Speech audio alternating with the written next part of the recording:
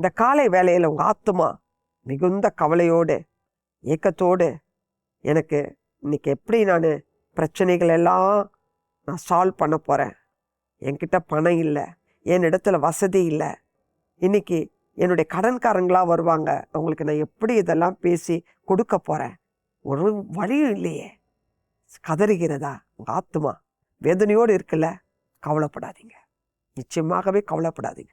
நாளைய தினமே உங்களுக்கு வேண்டாம். இன்னைக்குள்ள காரியத்துக்கு கர்த்தரை நோக்கி வாங்க.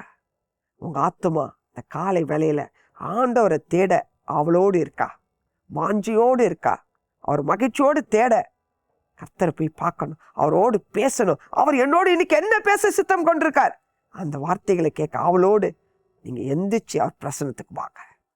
அதுக்கு உங்கள் ஆத்துமா தயாராக இருக்கா?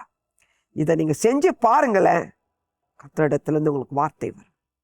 அவர் உங்களை புல்லுள்ள இடங்களில் மேய்த்து அமர்ந்த தண்ணீர்கள் அண்டையில் கொண்டு போவார். பயப்படாதீங்க.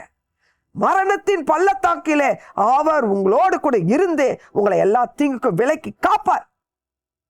உங்கள் இருதயம் கலங்காது இருப்பதாக, சோர்ந்து போகாமல் இருப்பதாக. உங்களுக்கு தேவனுடைய வார்த்தை என்ன தெரியுமா? சங்கீதம் 42:1, மானானது நீரோடைகளை வாஞ்சித்து கதறுவது போல தேவனே என் ஆத்துமாவே வாஞ்சித்து கதறுகிறது என்று சொல்லுங்க. மானானது நீரோடை, ஐயோ நீரோடை இல்லையே என்று கதறும் போது அதுக்கு எவ்வளோ கஷ்டம் இருக்கு. அந்த நீரோடை வாஞ்சித்து கதறுவது போல உங்க ஆத்துமா ஆண்டவரை நோக்கி கதறும் போது அவர் உங்களுக்கு புது வழிகளை திறப்பார்.